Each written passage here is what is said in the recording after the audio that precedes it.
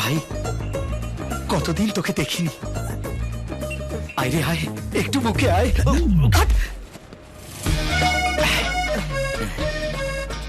সকালে কেনার সময় পাবো না বলে রাতেই কিনে রেখেছিলাম। দে, আমি ওকে দিয়ে দিচ্ছি। তুই এখানে কি করছিস? আমি ওর বন্ধু, কারণ না থাকলেও আসবো, বারণ করলেও আসবো। বন্ধু? আরে এত কিছু হয়ে গেল, তুমি ওকে বলনি? আরে কি বর হলো পার্ট টাইম আর বন্ধু হলো এভরি টাইম। এখন আমি বন্ধু হয়ে এভরি টাইম ডিউটি করছি। কোথায় ও আর কোথায় আমি?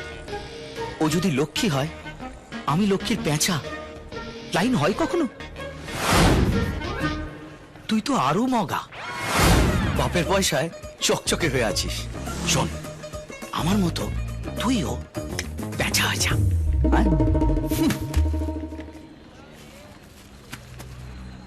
তুমি চুপ করে আসো কেন? অভিক, আমি তোমাকে তখনই বলেছিলাম ও সুবিধের নয়, ও একটা গেম খেলছে, তোমাকে ভাঙাচ্ছে। এই ভাঙাচ্ছি কোথায়? আমাদের দেখলে যে কেউ বলবে আমরা দুজনেই ওর জন্য আনফিট। লিসন, মগা আর মগা, চ যে যার আলাদা মেয়ে খুঁজে নি, আর ও ওর বর খুঁজে নিক। প্লিজ তুমি থামবে এবার। প্লিজ তুমি চলো, প্লিজ প্লিজ প্লিজ তুমি একবার ঘরে তো চলো, আমি তোমাকে সবকিছু বলছি। আগে ওর ব্যাপারটা আমি শেষ করি, তারপর। আরে তুই চাস না না আমরা দুজনের কেউ ওকে বিয়ে করি? একদম। তুই তো নন্দিনীর বন্ধু, দাঁড়িয়ে থেকে ওর বিয়েটা দিতে পারবি?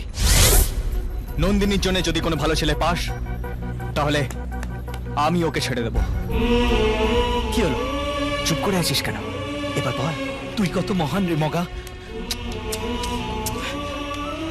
চ, আমিও রেডি। দেখ মগা, এক বাপের বেটা, যা বলেছিস সেইখানে দাঁড়িয়ে থাকবি, মরে গেলেও পাল্টাবি না।